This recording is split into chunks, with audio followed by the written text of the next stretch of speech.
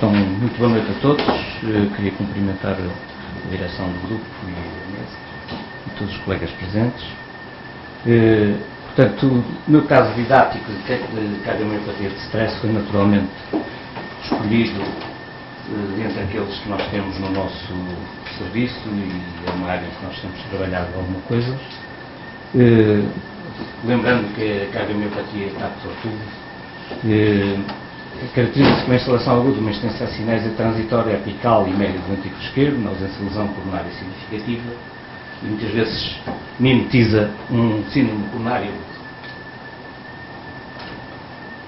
Portanto, nós no nosso hospital e no nosso serviço temos vindo a acompanhar os casos que nos têm vindo a surgir, a fazer o nosso registro e também avaliar qual é o prognóstico destes doentes. Portanto, neste momento temos um grupo de 30 doentes, com um diagnóstico de apical volume e segundo os critérios da Clínica Maio, que são conhecidos de todos, e isto corresponde a cerca de 0,87% dos doentes que têm sido internados por infarto do miocárdio no mesmo período. Portanto, é uma ideia que é similar à que aparece na literatura, também à que aparece no nosso serviço.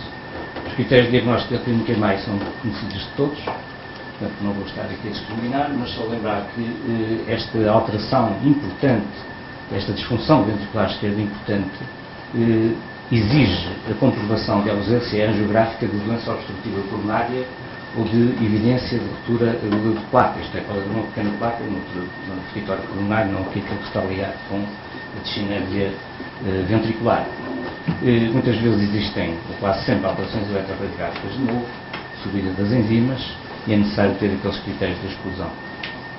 Portanto, avaliamos nesta população estes parâmetros. Naturalmente, se a idade média é de 66 anos, é normal que a prevalência dos fatores de risco cardiovasculares tenha esta expressão que ali está e que eu não vou estar a pormenorizar. Como todos sabem, também o sexo feminino é largamente predominante, 28 em 30 são mulheres. A apresentação clínica predominou naturalmente a dor torácica, em alguns casos a dispneia, e foi identificado um stress emocional importante apenas em 10 doentes, 33%, um stress físico importante num caso. Os resultados dos achados eletrocardiográficos de salientar a prevalência de elevação do segmento ST nas derivações pré-cordiais, mas também as ondas T negativas e o prolongamento do QT. Portanto, são os achados mais frequentes. Em relação às características laboratoriais, naturalmente, a elevação da troponina foi em 100% dos casos. Apenas alguns exemplos eletrocardiográficos de evolução, neste caso, num outro caso, dos aspectos eletrocardiográficos. E os resultados do ecocardiograma também, naturalmente, que a cinésia apical e mediana do ventrículo esquerdo foi demonstrada em 100% dos casos. A fração de ejeção média foi de 46%. E foi demonstrado um gradiente intraventricular apenas em 5 casos, um caso de trombo apical. E no cateterismo cardíaco, naturalmente que por ventriculografia, os achados discinéticos foram também em 100% dos casos. A fração de ejeção média de 51%, as coronárias completamente normais em 70% dos doentes, e nos outros casos havia lesões coronárias não significativas e eventualmente em artérias não relacionadas com a descendente anterior, portanto noutras artérias, e foi identificado também um thinking, um caso de espasmo coronário e um caso de bridging. Portanto, no ecocardiograma demonstrativo da situação, compatibilidade normal nos segmentos basais, a ventriculografia com este aspecto em haste de espada são assim características.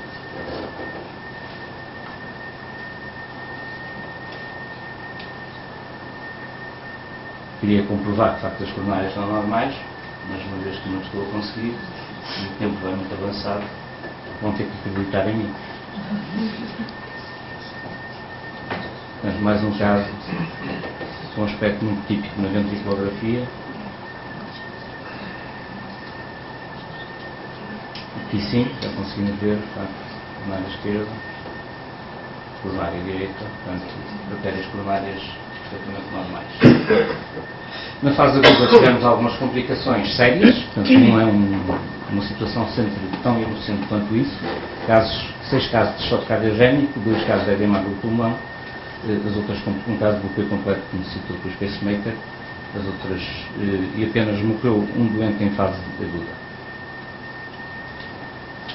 Um doente, aliás, bastante idoso, com muito mais que 80 anos e também com outras intercorrências, mas morreu durante o internamento. O tratamento, enfim, está aqui dito, embora não saiba bem qual é o tratamento, este foi, de facto, os fármacos mais utilizados nesta situação, até porque a administração inicial de fármacos resulta sempre da confusão com síndrome coronário agudo. Muita da terapêutica é interrompida depois de conhecer os resultados do cateterismo, e houve alguns casos que necessitaram de tratamento de inotrópico. No follow-up tem uma média de 25 meses, a maior parte dos doentes estão em classe 1, alguns estão em classe 2, alguns têm dor torácica recorrente, mas há ausência de mortalidade no seguimento e a medicação tem mais a ver, enfim, com os fatores de risco e a idade dos doentes do que propriamente o tratamento específico da situação. As alterações eletrocardiográficas regridem-se significativamente, mas nem sempre desaparecem completamente em todos os doentes.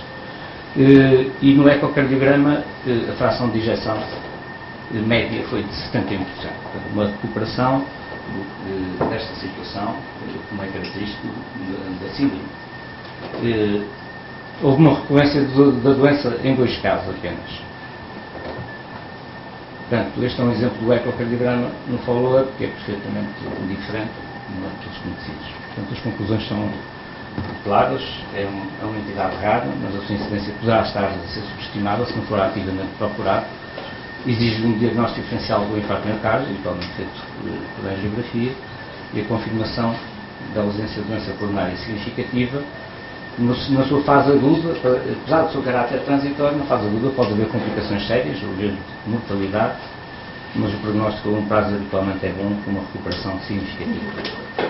Portanto, o meu caso didático é extraído, é um dos últimos destes 30 casos, e trata-se, e no fundo serve para refletir um pouco, não é? Esta profusão de designações que esta entidade clínica tem traduz a magnitude das dúvidas em relação à sua fisiopatologia. Portanto, o apical do aluno, a discinese apical transitória, cardiomiopatia apical, cardiomiopatia de stress, síndrome de coração partido ou a designação japonesa, os autores que primeiro descreveram, e nos mecanismos fisiopatológicos possíveis estão naturalmente considerados os espasmos coronários, um distúrbio transitório da perfusão de uma coronária, falando-se naturalmente da DA, uma miocardite, gradiente intraventricular transitório, elevados níveis de catecolaminas ou anomalias da perfusão microvascular. Este é um caso de uma mulher norueguesa de 64 anos, que foi transportada do serviço de urgência de Lagos por dor torácica com irradiação para o maxilar com 5 horas, tinha os antecedentes de hipertensão arterial e fazia esta terapêutica, com IECA, um ARA2 e beta-bloqueante e tabagismo. Foi transferida para o Hospital do Barlavento Algarvia, em Portimão, tinha portanto, estes parâmetros clínicos e hemodinâmicos, portanto uma tensão relativamente baixa, uma boa saturação, e o eletrocardiograma mostrava o desenvolvimento de edemas pré-cordiais e tinha uma troponina positiva. O diagnóstico foi feito de síndrome coronária agudo, fez a terapêutica com aspirina, clopidogrel, fez morfina ainda de nitrato e metoclopropamida e fez a viagem até Faro, depois adicionada à Via Verde, e deu entrada no serviço de urgência em Faro. São alguns eletrocardiogramas da doente, portanto, no dia de entrada.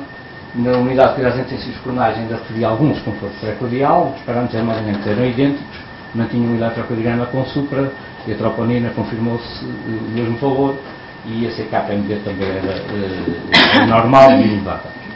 Fez o cateterismo que mostrou coronárias normais, a ventriculografia, uma discinese apical compatível com a discinese apical transitória, e o ecocardiograma, um ventricular não dilatado, com um septo basal hipertrofiado, provavelmente relacionado com a sua hipertensão, e uma fração de ejeção de 42%, com hipercinesia grave ou a cinesia dos segmentos mesopicais, que é também compatível com o apical do aluno, e uma vegetação mitral moderada.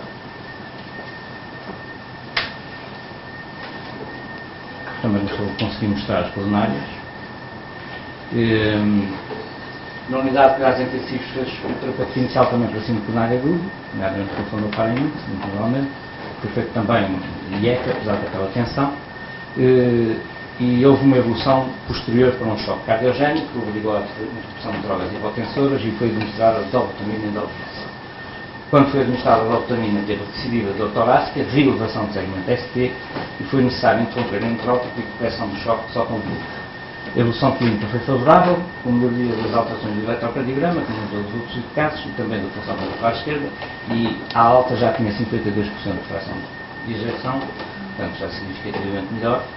Ainda não temos um seguimento, ainda por cima de norueguesa provavelmente não vamos ter, mas só para mostrar de facto como os eletrocardiogramas de facto se alteraram e no quarto dia, no quinto dia, no sexto dia, já com a utilização das ondas T e a reelevação do segmento ST quando aconteceu esta infusão de dobutamina. Portanto, quando há uma cardiomiopatia de stress e choque cardiogénico, isto merece algumas reflexões. Portanto, mesmo na cardiopatia isquémica, com um choque cardiogénico por cardiopatia isquémica, o uso de inotrópicos é altamente controverso, sendo que muitos autores defendem que mesmo pode afetar negativamente o prognóstico a médio e longo prazo, embora possa dar jeito, entre aspas, aos médicos intensivistas na fase aguda, na altura da situação. A cardiomiopatia de stress pode apresentar-se com quadros de insuficiência cardíaca grave. A terapêutica apropriada no apical balúnio não está bem estabelecida nos dias de hoje, mas considerando os possíveis mecanismos fisiopatológicos, no apical balúnio os inotrópicos poderão ter efeitos deletérios, aumentando os níveis de catecolaminas, que já estão demonstrados que são muito superiores à insuficiência cardíaca num doente com cardiopatia isquémica e infarto agudo do miocárdio, por exemplo, em classe 4, nas duas situações, agravando eventuais gradientes intraventriculares, alterações da microcirculação regional ou fenómenos de espasmo coronário. Portanto, o uso de inotrópicos em doentes com apical balúnio e choque cardiogénico poderá estar contraindicando, não existindo, no entanto, evidência científica para sustentar esta afirmação. Portanto, e concluindo, dizer que de facto os portugueses chegaram ao Japão. Provavelmente este síndrome não se deveria chamar Takotsubo, mas sim do Alcatruz, porque para além das espingardas e outras matérias nas nossas embarcações devem ter também estes Alcatruzes do Algarve, que depois são utilizados para apanhar o povo. Muito obrigado. Muito obrigada.